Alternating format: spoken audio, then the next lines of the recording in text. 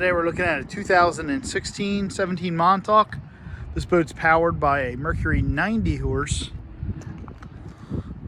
with low hours. The boat has been garage kept. It's in very good condition. Take a quick walk around. Got the swim platform back here. It does have a live well, 2 6-gallon tanks, the flip-flop seat. There's also a fish finder that comes with it.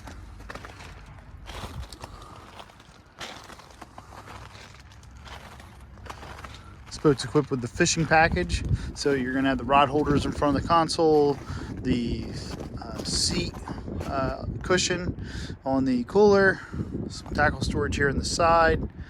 It also has a bimini top and the split bow rail.